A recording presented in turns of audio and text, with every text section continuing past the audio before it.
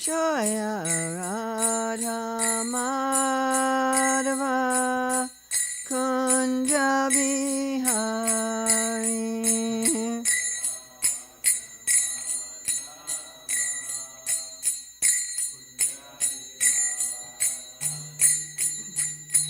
Gopi Jana Balabha Girivaradari.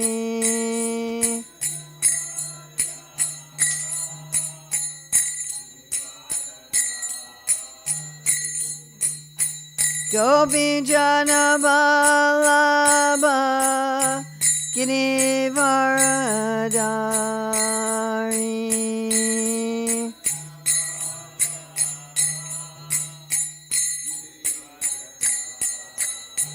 Yasodanandana Braja Janaranjana.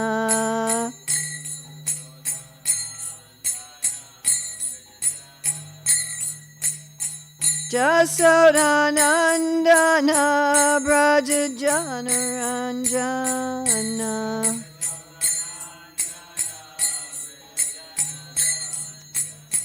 Yamuna Tira Vanachari.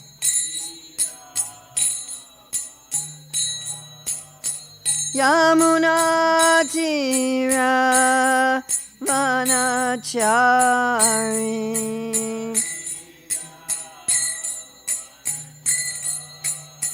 Jaya Radha Madhava Kunja Bihari.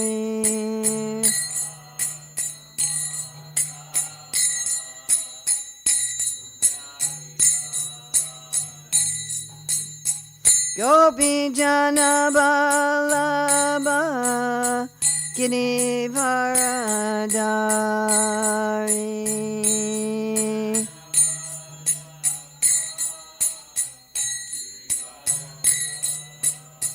Yasodanandana Braja Janaranjana.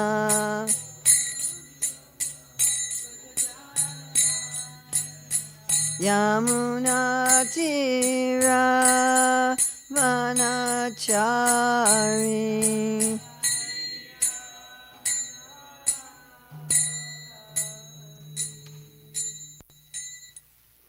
Jayam Vishnupad, Paramahamsa, Parivrajikacharya, Asatara Sajashishimad, His Divine Grace, A.C. Bhaktivedanta Swami Maharaj Prabhupada Ki Jai. ISKCON founder Acharya Srila Prabhupada Ki Jai, Anantakoti Vaishnava Vrinda Ki Jai, Namacharya Srila Haridas Thakur Ki Jai, Prem Shikaho Shri Krishna Chaitanya Prabhu Nityananda, Shri Advaita Gadadhar Shivasadi Gaur Bhaktivinoda Ki Jai, Shri Shri Radha Krishna Go Gopinath Shai Mukunda Radha Kunda Giri Govardhana Ki Jai, Vrindavan Dhamma Ki Jai, Mathura Dhamma Ki Jai, Navadvip Mayapur Dhamma Ki Jai, Jagannath Puri Dhamma Ki Jai, Gangamai Jamuna Devi Ki Jai, Bhakti Devi Ki Jai, Tulsi Maharani Ki Jai, Samaveta Bhaktivinoda Ki Jai, Gaur Premanande. All glories to the assembled devotees. All glories to the assembled devotees. All glories to the assembled devotees. All glories to Sri Guru and Gauranga. All glories to Srila Prabhupada. Nama Om Vishnu Padaya Krishna Prasaya Bhutale Srimati Bhaktivedanta Swami Niti Namane Namaste Saraswati Deve Gauravani Pacharane Nirvasesa Sunyavadi Paskachade Satarane Vandeham Shri Guru Shri Yuta Padakamalam Shri Gurun Vaishnavamscha Shri Rupam Sagrajatam Sahagana Raganatam Vitam Stam Sajivam Sadvoitam Sadvadutam Parijana Sahita Krishna Chaitanya Devam Shri Radha Krishna Padam Sahagana Lalita Shri Vishakam Vitamscha Vanchakapatubhishcha Kripa Sindhavyevacha Patitanam Pavanevyo Vaishnavevi Namo Namo. Om Namo Bhagavate Vasudevaya. Om Namo Bhagavate Vasudevaya. Om Namo Bhagavate Vasudevaya. So it's January 4th, 2026, in Hillsborough, North Carolina. Reading from Srimad Bhagavatam, Canto 10, Chapter 70, Text 29. Tanno bhavan pranata shoka harangri yugmo.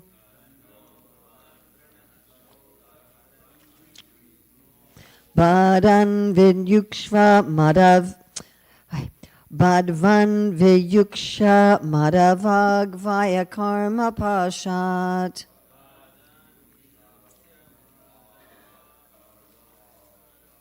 Yo bubujo yutamatanga javiryameko. Bibrad ruroda bhavane migaradi vavi.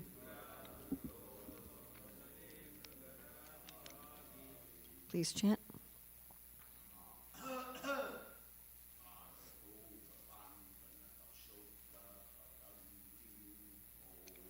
Tanno bhavan pranata shoka harangri yugmo.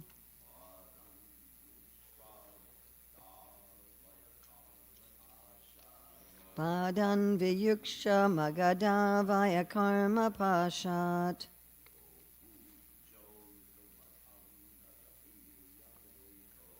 Yo bubujo yutamadanga javiryameko.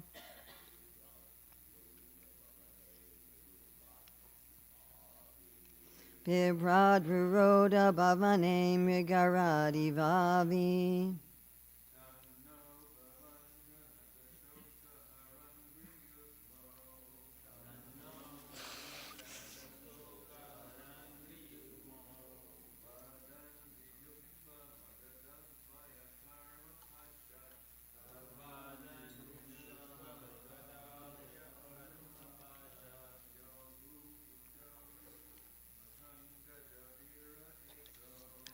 Yo bubujo yutamatanga javirya eko.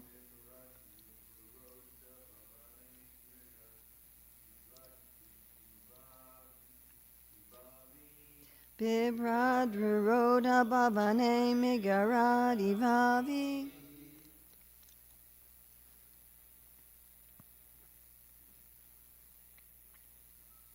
Tat.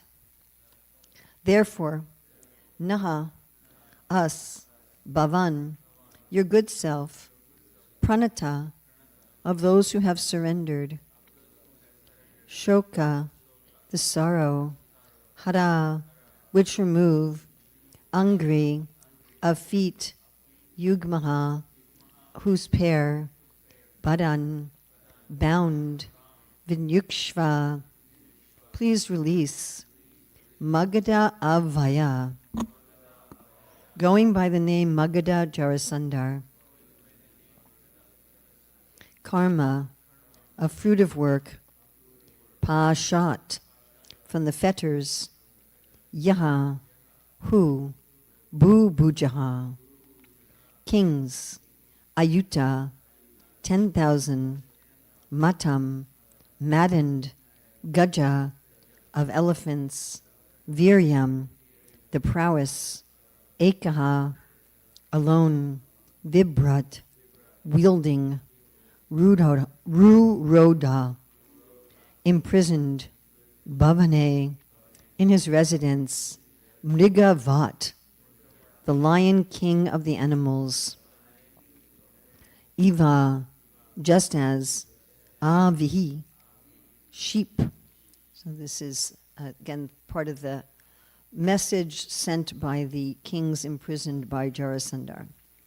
BBT translation, therefore, since your feet relieve the sorrow of those who surrender to them, please release us prisoners from the shackles of karma, manifest as the king of Magadha. Wielding alone the prowess of 10,000 maddened elephants, he has locked us up in his house, just as a lion captures sheep. BBT purport. The kings here pray for the Lord to release them from the bondage of karma created by the Lord's material potency. The kings make it clear that Jarasandhar is so powerful that there is no hope for them to escape by their own power. commentary of Srila Sanatana Goswami. Because of suffering caused by Maya taught, free us from the chains of karma, because your feet destroy the suffering of surrendered persons. Or free us who have no auspiciousness, abhavan, who are suffering intensely from the ropes of our karma, personified as Jarasandhar. He is only the pretext for our karmas, or he could not have such power unless karma was involved. Srila Jiva Goswami's commentary. Since we foolish persons are not free of desires, please free us from this bondage, an obstacle to having you manifest yourself, so that we can achieve the happiness in the Atma. Seeing that we have lost our intelligence because of your Maya taught, please free us from prison, since your feet can destroy suffering of those who surrender to you. Bhavan can also be taken as abhavan, those who do not have auspiciousness, who are suffering greatly. Free us from bondage of karma in the form of Jarasandhar. If it would not for our karma, he would not have the power to lock us up. So we have this repeating thing here that no one can do harm to you if you're not destined by your karma. You can't do good to people if not destined by their karma. You can't do evil to people if not destined by their karma. Srila Vishwanath Chakravarti Thakur's commentary. In this verse, the kings pray that Krishna will release them from the bondage of karma created by his Maya. The king said, please release Vyungsha Vimonchaya us from the bondage of karma in the form of Jarasandhar. If Krishna counters, but you can get out of this bondage of Jarasandhar by yourselves. The kings reply, having the power of 10,000 maddened elephants, Jarasandhar alone has imprisoned all of us kings as a lion captures sheep.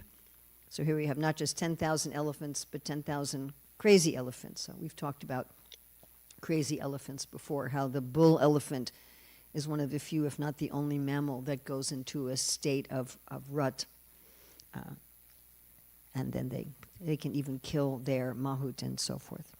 So I wanted to go to Krishna book and read the section because this whole section, it deals with where Prabhupada's giving like the purports of these verses and going to today's verse. Dear Lord, you are the proprietor of all the worlds, and you have incarnated yourself with your plenary expansion, Lord Balaram. It is said that your appearance in this incarnation is for the purpose of protecting the faithful and destroying the miscreants, right? Does Krishna say that? He helps the sadhus, and he cuts down the duskritis.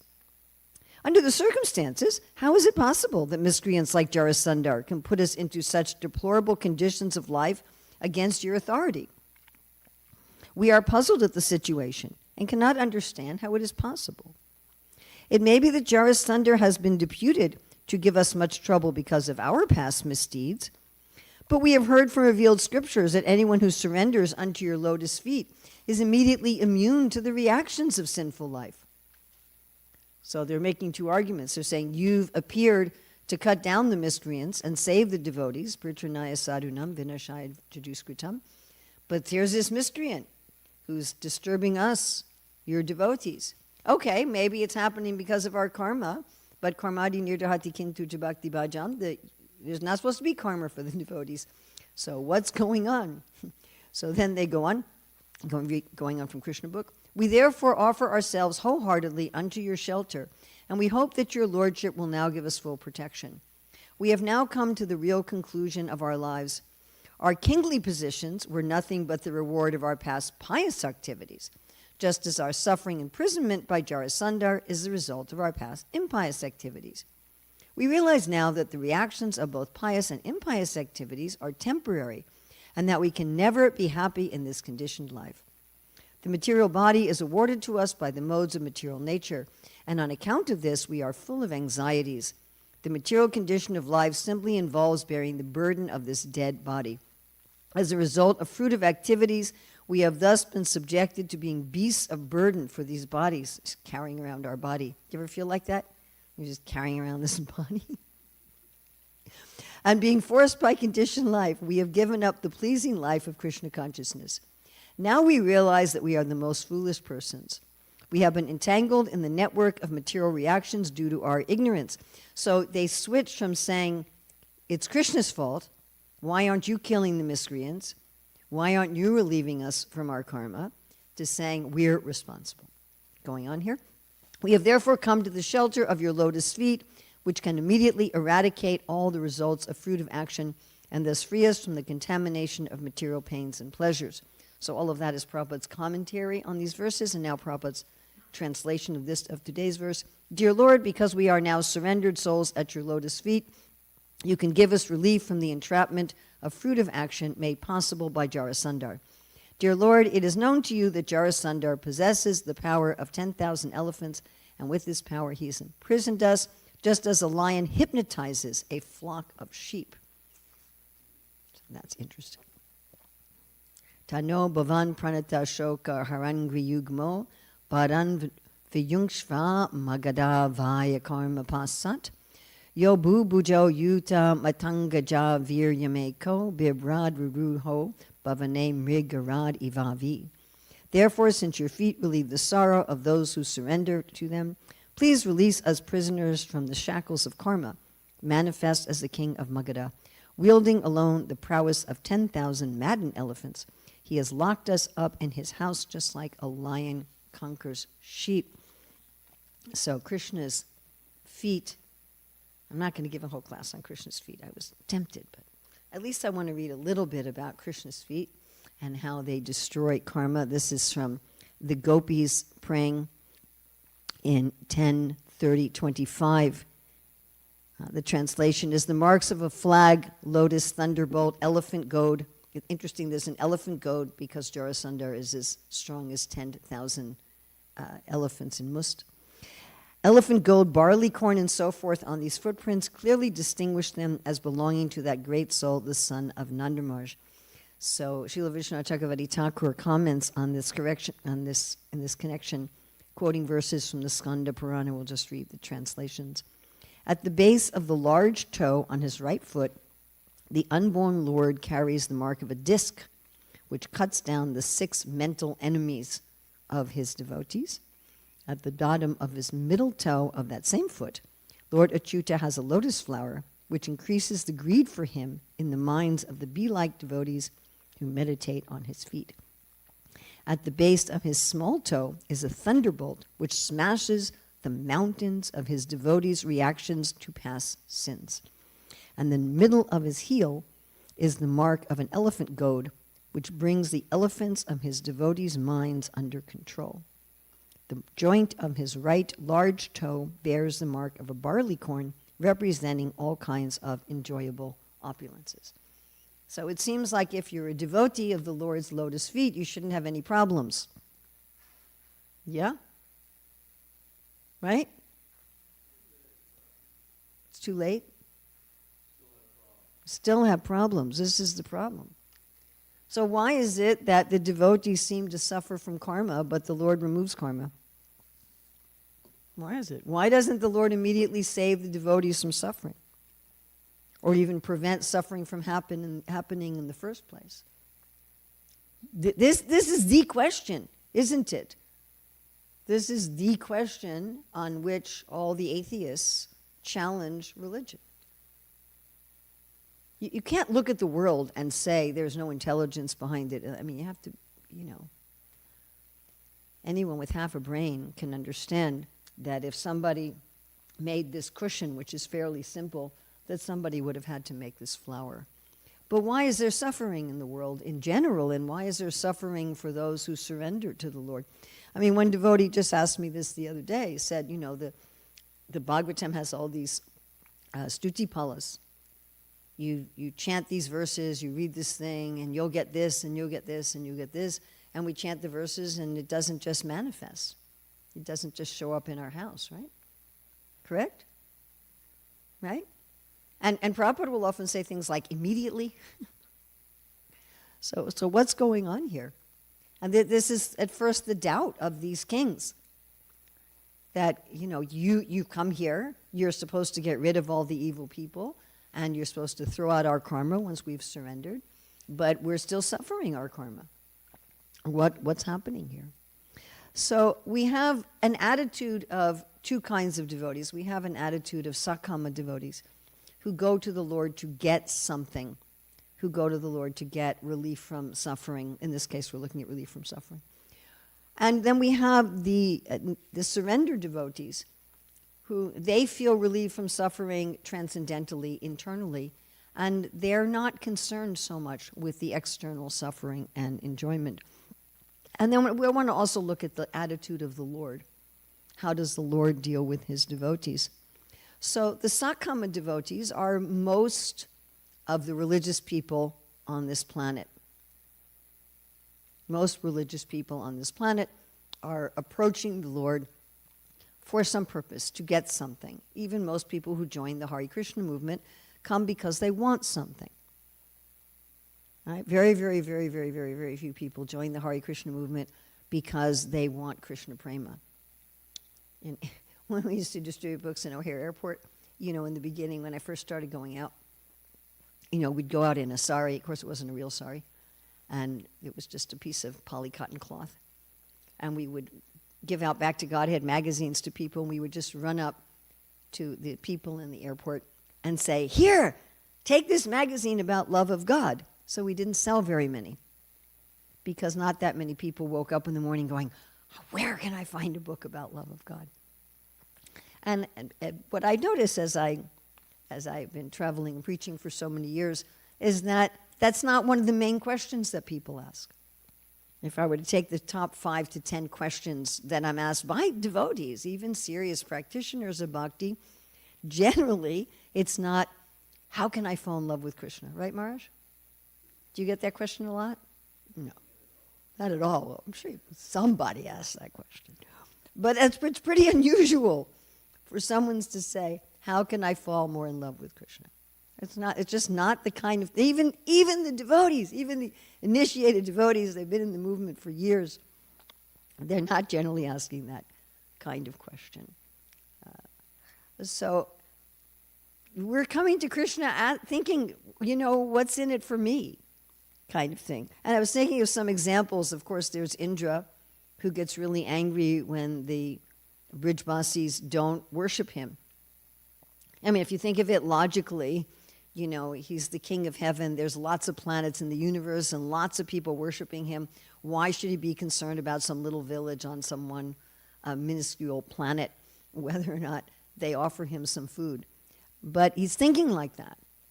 I'm supposed to be worshipped. I'm a devotee of the Lord. I'm supposed to be respected. I'm supposed to be worshipped. And he also had this mood, and this is really interesting, when Krishna returns the earrings and umbrella to him, but then takes a parijata tree. And he's like, how dare you take a parijata tree? You're supposed to be just giving me what I want.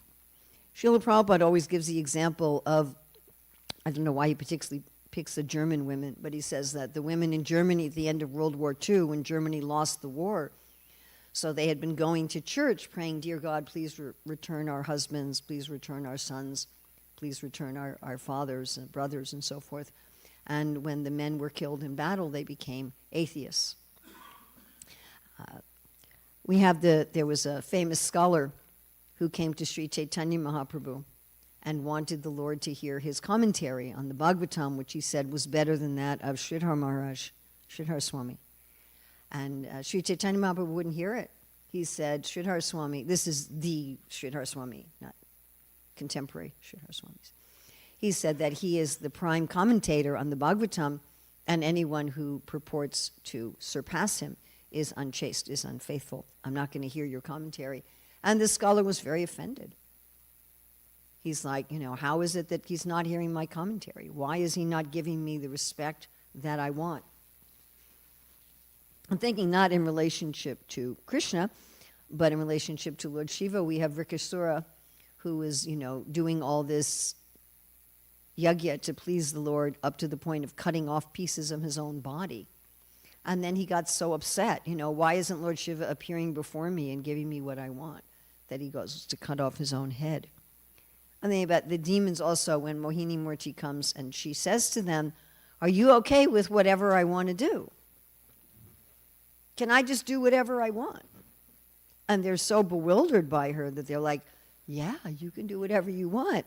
And then when she actually does whatever she wants and only gives the nectar to the demigods, they become furious and they start a battle.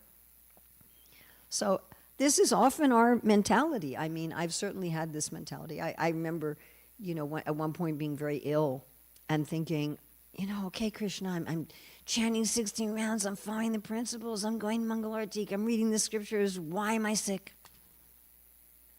Like, wasn't that the fine print in the contract? Like you violated your contract, I'm doing my thing, and why aren't you doing your thing? Of course, this mentality is thinking that I'm doing something really valuable to the Lord by surrendering. I'm being really, really generous with my time and my energy by surrendering to him. And therefore, he owes me something. Right? He has some kind of contract that he's supposed to fulfill. Of course, this devotee talking to me the other day said, but it says in the scriptures, which is what Prabhupada's talking about in Krishna book, actually says that. Right? Aham tam sarva papebhyo. Moksha yishami masucha. Don't worry, I'll take care of all your sins. Just surrender to me. I'll take care of you. We could say, well, hey, that Krishna says that. It's not my assumption of what's in the contract. It actually seems to be there. And again, all of these verses that says like that. But the problem is the mentality. What I was saying to this devotee the other day, because he said, it doesn't seem like it works. You do this and you're supposed to get this. And I said, well, it's just like if you go to a doctor and the doctor says, this medicine will cure this disease. But that doesn't mean that every single person who takes the medicine is absolutely going to get cured from the disease. There's also the leaflet inside the prescription, yeah? Right? These are the people who get cured. These are the other things you have to do. Maybe you have to do something else besides just take the medicine. Maybe you have to do some exercises. Maybe you have to change your diet. Maybe you have to do something. So I said in the scriptures, yeah, there's these statements, but then there's all these other statements as well. What is the mood of the devotee? The mood of the devotee, Krishna says, don't be a merchant. He says that merchants, they have no prema, they have no love. He said they have no friendship. He said it's better not to have any loving relationship than to be a merchant. So if we come to Krishna with a merchant mentality, then those verses don't apply to us. That's not what's going on. Even in ordinary life, if somebody has offended us, if somebody has betrayed us, which is what we've done to Krishna, and not just in some distant past, I'm offending Krishna at every moment, then if that person who's offended us comes to us and says, I want the relationship back, they can't demand the relationship back. It's the offended party who has to decide. Am I correct? Yes? The offender cannot make demands. Now, if the offender says, I truly want to restore this relationship, what can I do to restore the relationship? And the offended party says, well, here's a list. You do these things and we can restore the relationship. But if the person has the attitude that, okay, I've done everything, here's the list, I did this, I did this, okay, let me have the relationship back, then the offended party is going to say, well, you've missed the whole point. That's not the point. It's not like you can buy me and buy my relationship back. So when we have the attitude that because I've surrendered to Krishna, which is questionable whether or not, at least for myself, whether or not I've ever surrendered to Krishna, but even if we have that attitude, of taking up a religious life and so forth, therefore I'm doing everything and therefore you owe me, Krishna's like, no, you've missed the whole point. That's not what's going on here. It's about a personal relationship. So the devotees who have the actual attitude do get that result. And I wanted to look at some examples. Of course, the most famous example is that of Lord Brahma's prayers in the 10th canto, chapter 14, Tate nukampam sukshamikshamano bhajanna evatma kritam vipakam ridva bapurvir vidadam namaste jivetano mukti pade nadayavak. That if one says, I don't expect you to adjust my karma, whatever I'm suffering because I brought this on myself. I'm not asking you to take this away. But whatever I'm going through, good or bad or indifferent, I'm going to offer you more obeisances. I'm going to become more devoted to you in all of these circumstances of my own creation, which is what these kings are coming to this point as well. That they're saying, our being great kings was a result of our good karma, as Prabhupada says. Our suffering from Jarasandha is a result of our bad karma. We surrender unto you. And think about Sudama's attitude.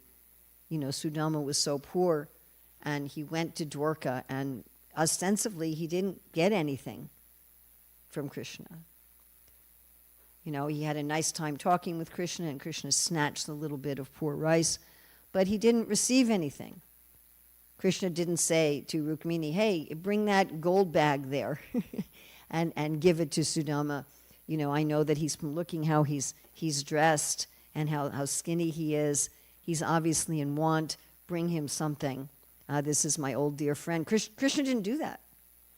He didn't do that. He just had a nice conversation with him. You know, I remember years ago when we were doing our first printing of Learn to Read, some very rich person contacted me and said, I heard you're doing this program. You know, I'm interested in it. I'd like to give a donation. And so I spent a whole lot of time talking to this person who ended up giving nothing. Right? This kind of thing happens. Right? Or I remember one other person contacted me and said, I really like what you're doing with these festival books. I want to give you $100,000 to print them first class, write me up a business plan. You know, so I did that, actually spent weeks working on that. And then he said, nah, I've decided to spend my money on something else. I'm not going to give you anything. So it's kind of like that. You know, Sudama Brahman's going there to Dwarka, and he's going there because his wife is saying Krishna could give you something. He comes out with nothing. And he doesn't take the attitude that, wait a minute, I'm Krishna's friend. I went there. I went to see him. He knows how much trouble I'm in. He should have helped me out. Prabhupada writes in Krishna book that Sudama is thinking, why didn't Krishna give me anything? And Sudama said about Krishna, he's exactly like a well-wishing father who does not give much wealth into the hand of his immature son, but who, when his son is grown up and knows how to spend money, gives him the whole treasury house. So Sudama's conclusion was, I'm immature. There's something wrong with me. I'm not ready to receive this. Krishna would have given it to me if it was good for me. Krishna would have given it to me if I could handle it. The reason the Lord is putting me in this situation is for my benefit.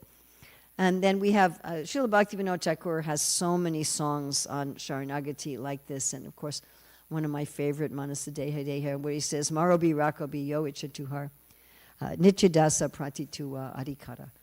Nityadasa, I am your servant. Adhikar, it is your right. Marobi Rakabi, you can kill me, you can protect me as you like. I mean, actually, the devotees sing, right? Mare Krishna Rakeke, Rake Krishna Marike. Like we sing it, we teach it to the children as a little English song, right? If Krishna wants to kill you, no one can save you. If Krishna wants to save you, no one can kill you. And so the devotees are taking like that. They're taking that if Krishna allows my karma in the form of Jarasandha or my karma in the form of whatever, then that there must be some benevolent purpose in that. If Krishna allows my good karma in the form that I become a king, Krishna allows my bad karma in the form that I get locked up in prison and I'm going to be sacrificed for Lord Shiva. I trust him. I trust that he's my master, that he can put me wherever he wants. And of course, we have Mahaprabhu who plays This is Shiva Para Ratam Panastumam Adarshana Mahatam Karotuva Yata Tatava Vedantu Lampato Maprananata Suna Ebanakara. We say this every day, that you can embrace me or you can trample me, and I'm still going to love you. I'm not going to stop loving you, whatever you want to do to me. And it's a scary place to go to, isn't it? Krishna, you can do whatever you want. Prabhupada has a very nice prayer in this connection. He says, personally, I have no hope for any direct service for the coming crores of births. What's a crore? 100,000, right? 10 million. Oh, 100,000 a lakh. Okay, a crore is 10 million. So the coming crores plural, tens of millions of births. This is how Srila Prabhupada's thinking about himself. Personally, I have no hope for any direct service for the coming crores of births of the sojourn of my life, but I am confident that someday or other I shall be delivered from this mire of delusion in which I am present so deeply sunk. What is this called? Ashabandha, hope against hope. Somehow, Krishna, you're going to come at some point by your grace and deliver me.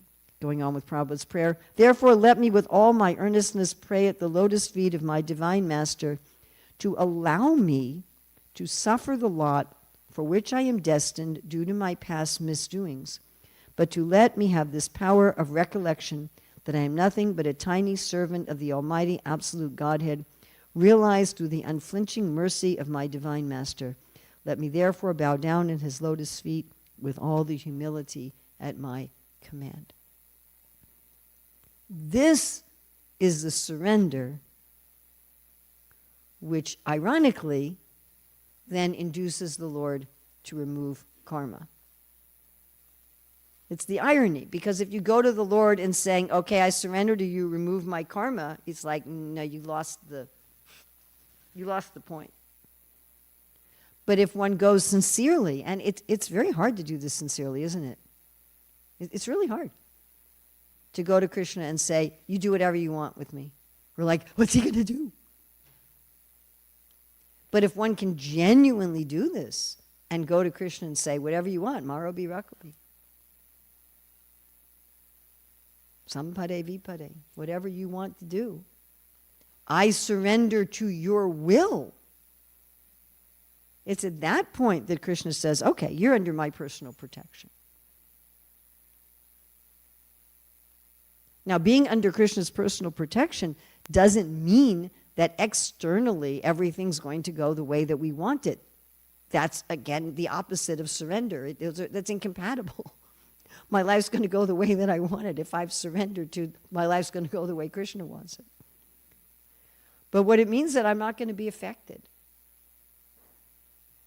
It's not going to disturb me.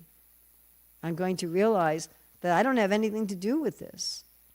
And Krishna's arranging these things for some other purpose. For my purification is part of his mission. You know, the mistreatment of the Pandavas, and particularly the insulting of Draupadi, were very pivotal to getting rid of the Kurus. And they were willing to go through that suffering in order for Krishna's mission to be accomplished. And Krishna always relieves the devotee of suffering even externally, but in his own time, like when the demigods come to Krishna complaining about Kamsa. I've calculated it's about 44 years before Kamsa is actually killed. Or we think about even when Krishna appears to Devaki and Vasudeva, and he could have immediately killed Kamsa, like he killed Putana when he was 3 months old. He didn't have a problem as a newborn baby to kill Kamsa, but that's not what he does. And Devaki and Vasudeva, their mood isn't, why aren't you just killing Kamsa? They're like, how can we take care of you so Kamsa doesn't kill you? That's their mood. Their mood wasn't get us out of jail and kill Kamsa. I think about Bhishma, where he was actually suffering from those arrows, but then Krishna came at the end and relieved all of his physical pain.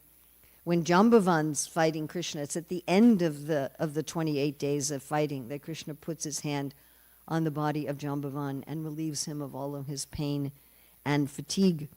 Even if we want to think about Hiranyakashipu, you know, the demigods had complained about Hiranyakashipu quite a bit previous to this, right? And Nrsimhadev took a while to come.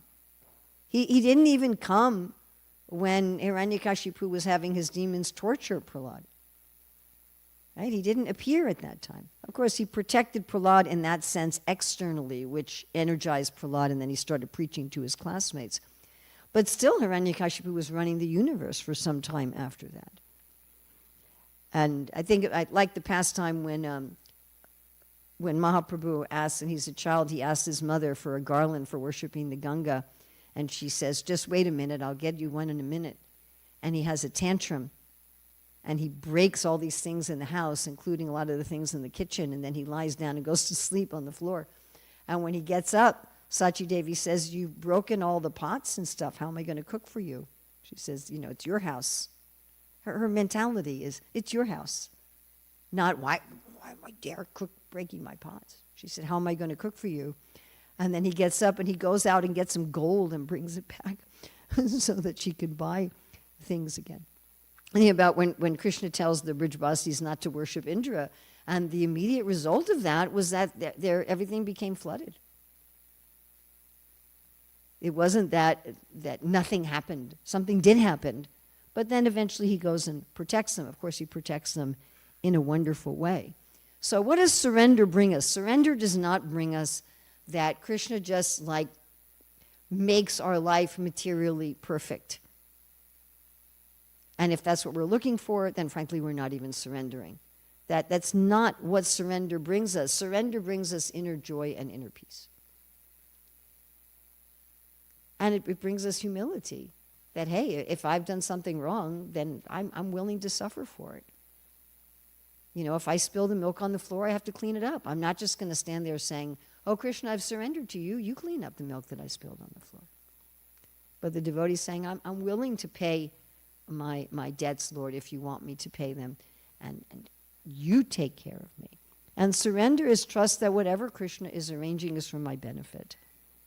Even if it appears to be horrific.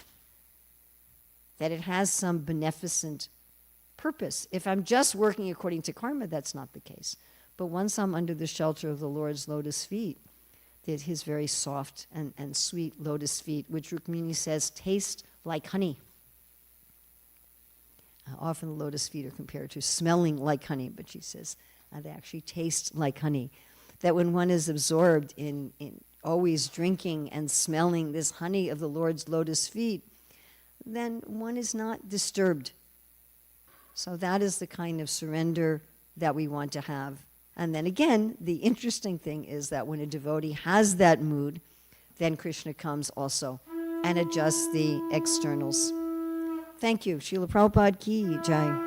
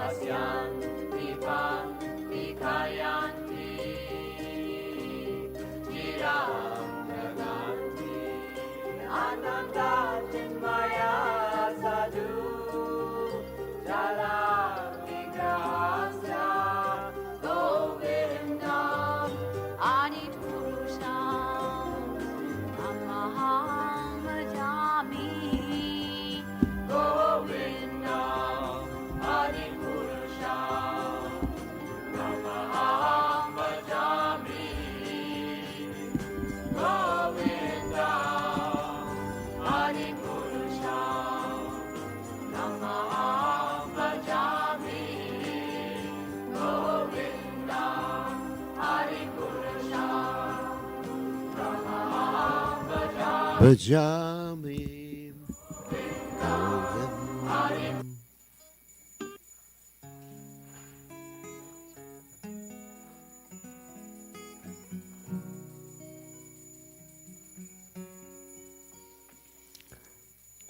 Radhe, Radhe, Govinda, Govinda, Radhe.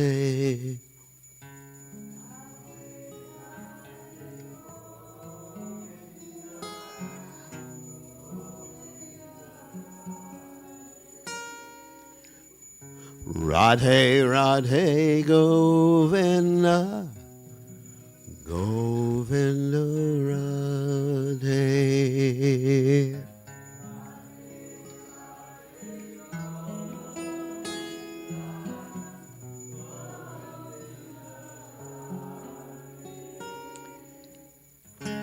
Radhe, Radhe, Govinda, Govinda, Radhe.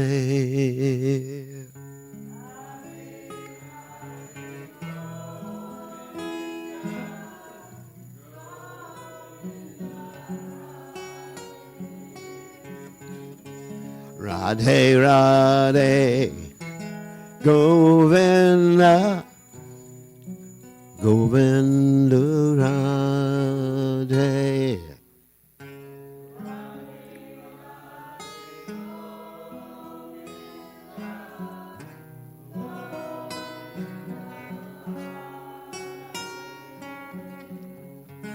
Radhe, Radhe, Govinda, Govinda, Radhe.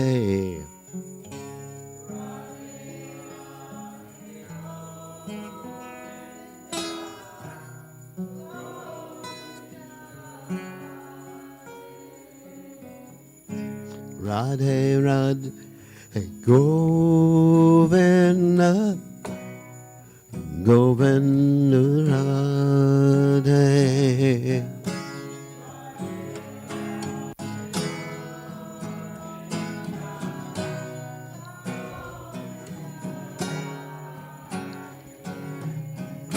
Radhe, Radhe, Govinda, Govinda, Radhe.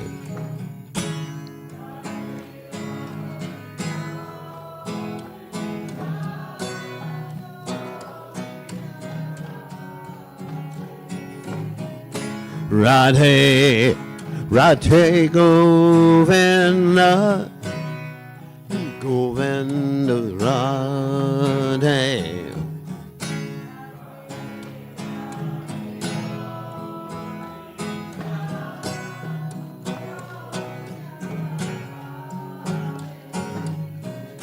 Radhe, Radhe, Govinda, Govinda, Radhe.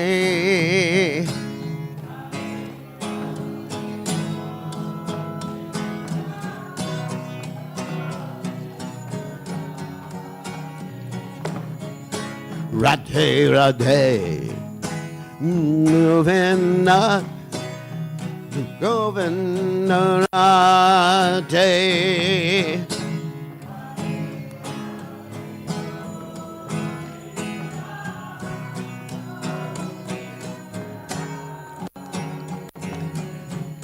Radhe, Radhe, Govinda, Govinda, Radhe.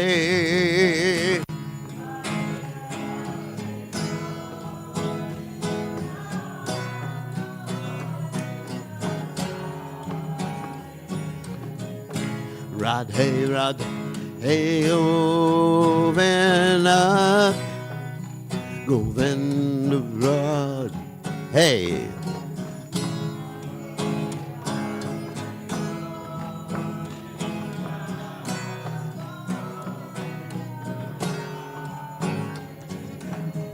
Radhe Govinda, Radhe Govinda.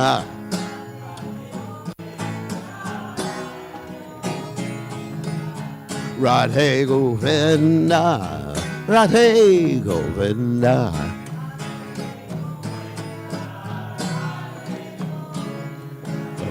Radhe Govinda, Radhe Govinda.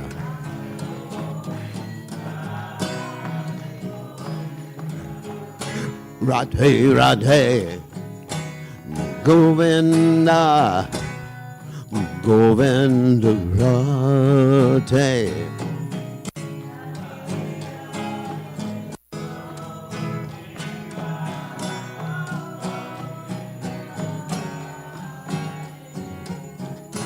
Hare Krishna, Hare Krishna, Krishna Krishna, Hare Hare, Hare Rama, Hare Rama, Rama Rama, Hare Hare.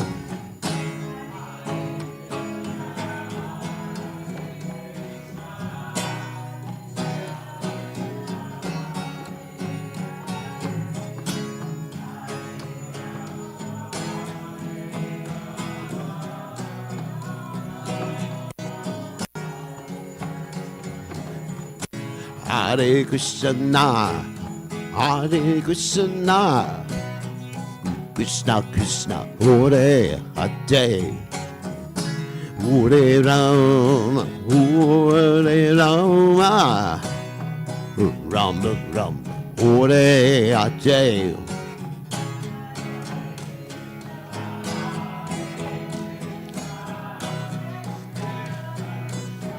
Hare Hare.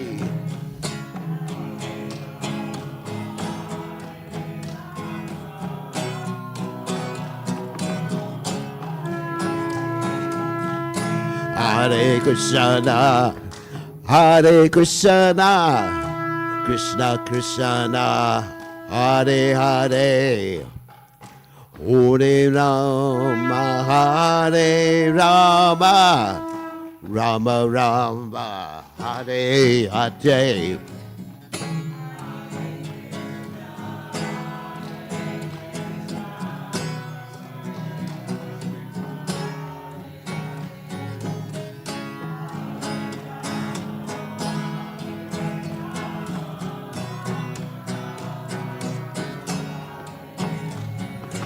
Hare Krishna, Hare Krishna, Krishna Krishna, Hare Hare, Hare Ram, Ram Ram, Hare Hare.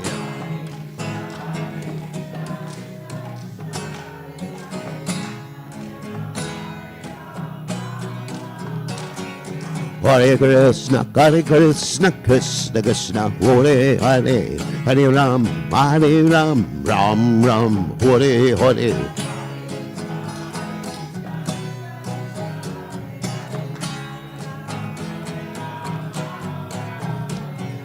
Hare Krishna, Krishna Krishna, Hare Hare, Hare Ram, Ram Ram, Hare Hare.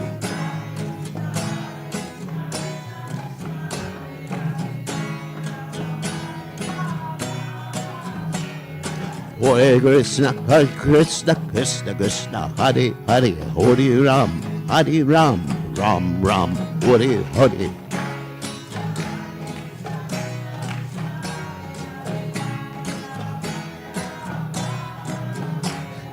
Hare Krishna, Krishna Krishna, Hare Hare, Hare Ram, Ram Ram, Hare Hare.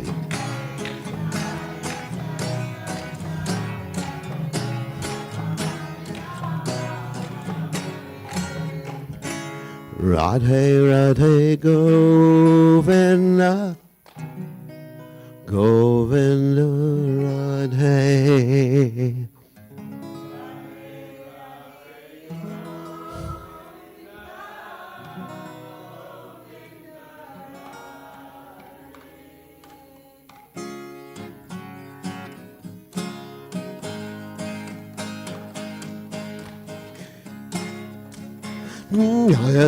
Radha Goloka Radha Goloka Radha.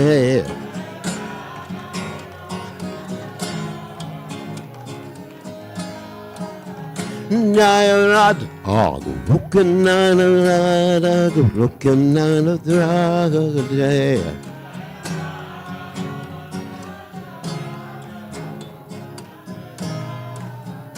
Jaya Radha Hey Jaya Radha Radha Jaya Shri Radha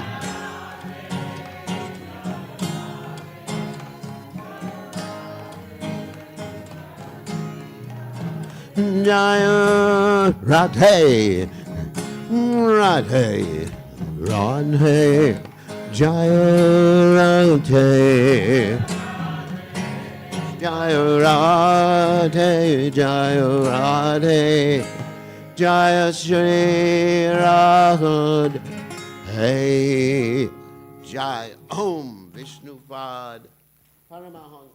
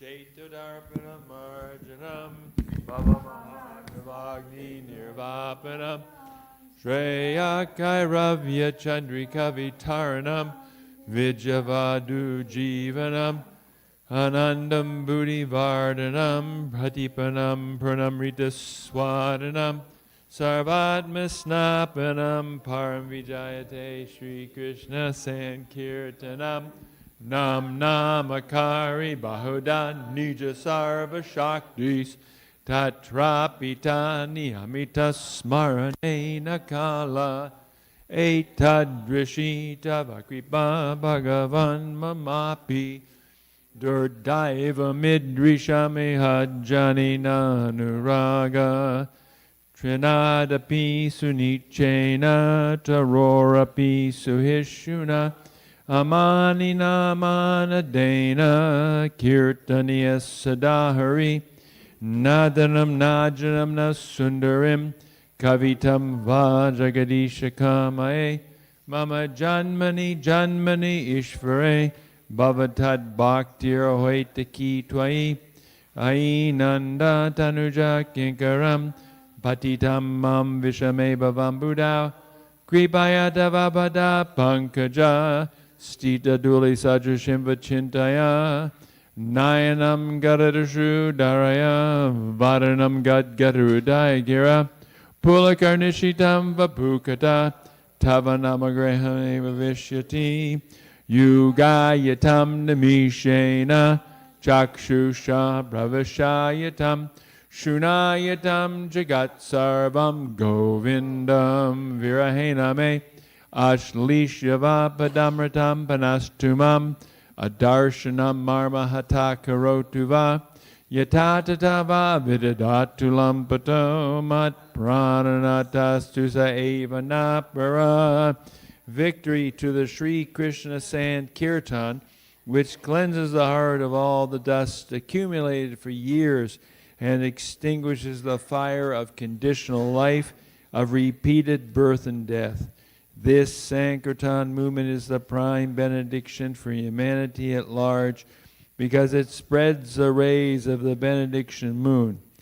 It is the life of all transcendental knowledge It increases the ocean of transcendental bliss, and it enables us to fully taste the nectar for which we are always anxious.